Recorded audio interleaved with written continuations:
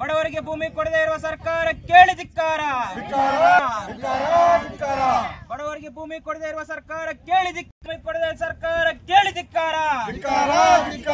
ಬಡವರಿಗೆ ಮನೆಗಳನ್ನು ಮಂಜೂರು ಮಾಡಿಕೊಡಬೇಕೇ ಬೇಕು, ಬೇಕೇ ಬೇಕು. ಅಂಬೇಡ್ಕರ್ ವೇದಿಕೆ ಹೋರಾಟಕ್ಕೆ ಬೇಕೇ ಬೇಕು.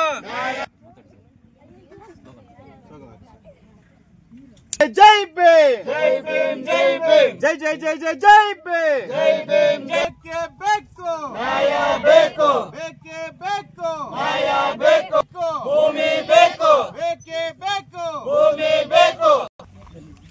ಇವತ್ತು ಬರುವಂತ ಐಸಂದಮಿಟ್ಟೂರು ಗ್ರಾಮದ ಸರ್ವೆ ನಂಬರ್ 147ರಲ್ಲಿ 50 ಎಕರೆ ಅಲ್ವಾ, 50 ಎಕರೆ 51 ಎಕರೆ ಗೋಮಾಳ ಜಮೀನಿದೆ. ಅದರಲ್ಲಿ ಕೆಲವು ಸುಮಾರು ಒಂದು 20 ಎಕರೆನ ಫಾರೆಸ್ಟ್ಗೂ ಹೋಗಿದೆ. ಅದಿಲ್ಲ ಮತ್ತೆ ಮಿಕ್ಕಿದ್ದೇನಿದೆ ಅದರಲ್ಲಿ ಯಾರು ಉಳಿಕೆ ಆಯ್ತು ಒಂದೆರಡು ಎಕರೆನ ಸೈಡ್ಗಳಿಗೆ ಅಂತ ಹೇಳ್ಬಿಟ್ಟು ಮೀಸಲಿಡ್ಬೇಕನ್ನೋದು ನಮ್ಮ ಒಂದು ಆಗ್ರಹ ಇದೆ. ಜೊತೆಗೆ ಏನಂದ್ರೆ ಯಾರು ಭೂಮಿ ಇಲ್ವಾ ಅಂತವರಿಗೆ ಒಂದೊಂದು ಎಕರೆ ಭೂಮಿಯನ್ನ ಐಸಂದ್ರಮಿಟ್ಟೂರು ಗ್ರಾಮದ ಬಡವರಿಗೆ ಮಂಜೂರು ಮಾಡ್ಕೊಡ್ಬೇಕಂತ ಹೇಳ್ಬಿಟ್ಟು ಇವತ್ತು ಒಂದು ಶಾಂತಿಯುತವಾಗಿ ಹೋರಾಟ ಮಾಡ್ತಿದ್ವಿ.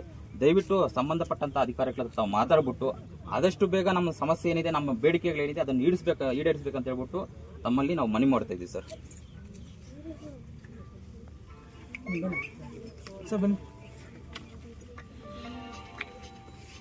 ಟೀಗೊಲ್ಲಿ ಗ್ರಾಮ ಪಂಚಾಯತಿಗೆ ಸೇರಿದಂಥ ಐಸಂದ್ರಮಿಟ್ಟೂರು ಮತ್ತು ಟೀಗೊಲ್ಲಲ್ಲಿ ಅದರಲ್ಲಿ ಸುಮಾರು ಟೀಗೊಲ್ಲಲ್ಲಿ 3 ವರ್ಷದಿಂದ ಪೆಂಡಿಂಗ್ ಇದ್ದು ಮೇಡಮ್ಗೂ ಲೆಟರ್ ಕೊಟ್ಟಿದ್ದಾರೆ, ಅವರು ಕೊಟ್ಟಿದ್ದಾರೆ.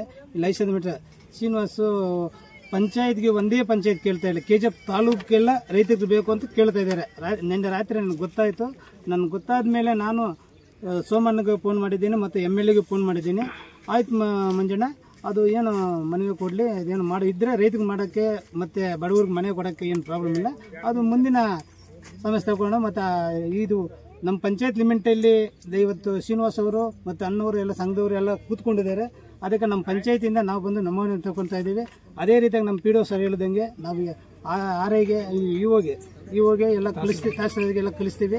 ಮೇಡಮ್ ಗಮನಕ್ಕೆ ಹಿಂಗೆ ತರ್ತೀವಿ. ಮೇಡಮ್ ಫ್ರೀ ಇದ್ದರೆ ಬರ್ಬೋದೇನೋ ಹೇಳಿದ್ದೀವಿ.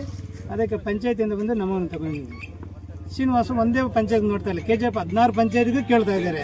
ಬಡವರು ಇದ್ದಾರೆ ಮತ್ತು ಜಮೀನು ಒಂದೊಂದು ಎಕರೆ ಬೇಕು ಅಂತ ಕೇಳಿದ್ರೆ ಅದೇನು ತಪ್ಪಿಲ್ಲ, ಅವ್ರ ಮನೆಗೇನು ಕೇಳ್ತಾ ಇಲ್ಲ, ಬಡವ್ರಿಗೆ ಕೇಳ್ತಾ ಇದ್ದೇನೆ. ಡಾಕ್ಟರ್ BR ಅಂಬೇಡ್ಕರ್ ಯುವ ವೇದಿಕೆ ವತಿಯಿಂದ ಏನು ಮೆಮೊರಂಡಮ್ ಕೊಟ್ಟಿದ್ದಾರೆ, ಇದರಲ್ಲಿ 2 ವಿಷಯಗಳನ್ನ ಅವರು ಚರ್ಚೆ ಇಟ್ಟಿದ್ದಾರೆ ಪಾಯಿಂಟ್ಸ್ಗಳನ್ನ. ಒಂದು, ನಿವೇಶನ ರೈತರಿಗೆ ಕಡು ಬಡವರಿಗೆ ಮನೆ ಕಟ್ಕೊಳ್ಳೋಕ್ಕೆ ಸೈಟ್ ಬೇಕು ಅನ್ನೋದು. ಇನ್ನೊಂದು, ಪ್ರತಿ ಕುಟುಂಬಕ್ಕೂ 1 ಎಕರೆ ಜಮೀನನ್ನು ಮಂಜೂರು ಮಾಡಬೇಕು ಅನ್ನುವಂಥದ್ದು. ಇದು 2 ಆಸ್ಪೆಕ್ಟ್ಸ್ಗಳನ್ನು ಈಗ ನಾನು ಇದಕ್ಕೆ ನಮ್ಮ ಹಂತದಲ್ಲಿ ತೀರ್ಮಾನ ತಗೊಳ್ಳೋದಕ್ಕಾಗಲ್ಲ. ಇದು ಏನಿದ್ರು ರೆವಿನ್ಯೂ ಕಂದಾಯ ಇಲಾಖೆಯಿಂದ ಮತ್ತು ಮೇಲಧಿಕಾರಿಗಳಿಂದ ಅವ್ರಿಗೆ ನಾವು ಇದನ್ನು ವರದಿನ ಅವ್ರಿಗೆ ಸಲ್ಲಿಸ್ಬಿಟ್ಟು ಈ ಥರ ಡಿಮ್ಯಾಂಡ್ ಇಟ್ಟಿದ್ದಾರೆ, ಇದ್ರ ಬಗ್ಗೆ ಮುಂದಿನ ಸೂಕ್ತ ಕ್ರಮಕ್ಕಾಗಿ ಸಲ್ಲಿಸಿದೆ ಅಂತ ಹೇಳ್ಬಿಟ್ಟು ಅವ್ರಿಗೆ ಹಾಕ್ಬಿಟ್ಟು ಅದ್ರದ್ದು ಅಕ್ನಾಲೇಜ್ಮೆಂಟ್ ತೊಗೊಂಡು ಇವ್ರಿಗೂ ಒಂದು ಕಾಪಿ ಕೊಡ್ತೀವಿ. ಅದನ್ನು ಕೊಟ್ಬಿಟ್ಟು ನಾವು ನಮ್ಮ ಪಂಚಾಯತಿಯಿಂದ ಅದೇನಾಗುತ್ತೆ ಅಂದರೆ ಒಂದು ಸಮಸ್ಯೆ ಬರುತ್ತೆ. ಒಂದು ವಿಲೇಜ್ಗೆ ಅಂತ ನಾವು ಒಂದೇ ಒಂದು ಗ್ರಾಮಕ್ಕೆ ಅಂತ ನಾವು ನಿವೇಶನ ರೈತರಿಗೆ ಕೊಡಿ ಅಂತ ನಾವು ಕೇಳೋಕ್ಕಾಗಲ್ಲ. ನಮ್ಮ ಗ್ರಾಮ ಪಂಚಾಯತ್ ವ್ಯಾಪ್ತಿಯಲ್ಲಿ ಇರುವಂಥ ಎಲ್ಲ ಕಡು ಬಡವರಿಗೂ ನಿವೇಶನಕ್ಕೆ ಜಾಗ ಕೊಡಿ ಅಂತ ಕೇಳಬೇಕು ಅಂತ ಈಗಾಗಲೇ ಪ್ರಪೋಸಲ್ ಈಗ ಗೊಲ್ಲಳ್ಳಿನಲ್ಲಿ ಒಂದು ಸತಿ ಈಗಾಗಲೇ ತಹಸೀಲ್ದಾರ್ ಆಫೀಸ್ಗೆ ಸಬ್ಮಿಟ್ ಆಗಿದೆ. ಅಲ್ಲೇನೋ ಜಾಗ ಕೊಟ್ಟಿರೋದು ಸಾಲದು ಅಂತ ಅಂದ್ಬಿಟ್ಟು ಇನ್ನೂ ಜಾಗ ಜಾಸ್ತಿ ಬೇಕು ಅಂತ 2 ಎಕರೆ ಏನೋ ಮಂಜೂರು ಮಾಡಿದ್ರು. ಅದು ಇವಾಗ 2 ಎಕರೆ ಸಾಲಲ್ಲ, ನಮಗೆ ಮನೆಗಳು ಜಾಸ್ತಿ ಇರೋದ್ರಿಂದ 5 ಎಕರೆ ಬೇಕು ಅಂತ ಅಂದ್ಬಿಟ್ಟು ಅವ್ರು ಮೆಮೊರಂಡಮ್ ಕೊಟ್ಟಿದ್ದಾರೆ. ಅದು ಅಲ್ಲಿಂದ ಪೆಂಡಿಂಗ್ ಆಗಿದೆ. ಈಗ ತಾವು ಇಲ್ಲಿ ಸರ್ವೆ ನಂಬರ್ 147ರಲ್ಲಿ ಅಂತ ಹೇಳಿದ್ರೆ ಅದು ಎಷ್ಟು ಎಕರೆ ಇದೆ ಅನ್ನೋದು ಪಾನಿ ಅಂತಂದ್ಬಿಟ್ಟು ನಾನು ತಹಸೀಲ್ದಾರ್ ಸಾಹೇಬ್ರ ಹತ್ರ ನಾನು ಖುದ್ದಾಗಿ ಅಧ್ಯಕ್ಷ ಉಪಾಧ್ಯಕ್ಷ ಹೋಗಿ ಖುದ್ದಾಗಿ ಮಾತಾಡ್ಬಿಟ್ಟು ಇವಾಗ ಸರ್ವೆ ನಡೀತಾ ಇರೋದ್ರಿಂದ ಸ್ವಲ್ಪ ಮೋಸ್ಟ್ಲಿ ಎಲ್ಲ ಸರ್ವೆ ಕಾರ್ಯಗಳಲ್ಲಿ ಬ್ಯುಸಿ ಇರೋದ್ರಿಂದ ಮೋಸ್ಟ್ಲಿ ಇನ್ನೊಂದು 2-3 ದಿನದವರೆಗೂ ಏನು ಪ್ರೋಸೆಸ್ ಆಗೋದಿಲ್ಲ ಅಂದ್ಕೊಂಡಿದ್ದೀನಿ. ಅದಾದಮೇಲೆ ನಾವೇ ಖುದ್ದಾಗಿ ಹೋಗಿ 3 ಜನನೂ ಹೋಗಿ ತಹಸೀಲ್ದಾರ್ ಸಾಹೇಬ್ರ ಹತ್ರ EO ಸಾಹೇಬ್ರ ಹತ್ರ ಕೂತ್ಕೊಂಡು ಈ ವಿಚಾರ ಮಾತಾಡ್ಬಿಟ್ಟು ಈ ಥರ ಇದೆ ಸಮಸ್ಯೆಗಳನ್ನ ಇದು ಸಾಲ್ವ್ ಮಾಡೋಕ್ಕೆ ನಾನು ದಾರಿ ಹೇಳ್ಕೊಡಿ ಅಂತ ಹೇಳ್ಬಿಟ್ಟು ಅವ್ರ ಹತ್ರ ರಿಕ್ವೆಷನ್ ಕೊಡ್ತೀವಿ. ಅವರು ಜಮೀನೇ ಮಂಜೂರು ಮಾಡಿ ಕೊಟ್ಟಾದ್ಮೇಲೆ ಡೈರೆಕ್ಟಾಗಿ ಸೆಲೆಕ್ಟ್ ಮಾಡೋದಕ್ಕಾಗಲ್ಲ, ಊರಲ್ಲೇ ಬಂದು ಗ್ರಾಮ ಸಭೆ ಮಾಡಬೇಕಾಗತ್ತೆ. ಗ್ರಾಮ ಸಭೆ ಮಾಡಿಬಿಟ್ಟು ಗ್ರಾಮಸ್ಥರ ಸಮ್ಮುಖದಲ್ಲೇ ಅರ್ಜಿ ತೊಗೋಬೇಕಾಗತ್ತೆ.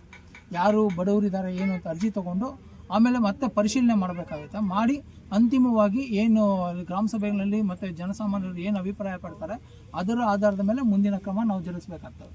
ಇದಿಷ್ಟು ನಮ್ಮ ಗ್ರಾಮ ಪಂಚಾಯತಿಯಿಂದ ಇದರಲ್ಲಿ ನಮ್ಮ ಕೆಲಸ ಏನಿದೆ ಅದನ್ನು ನಾವು ಮಾಡ್ತೀವಿ. ಸರಿ.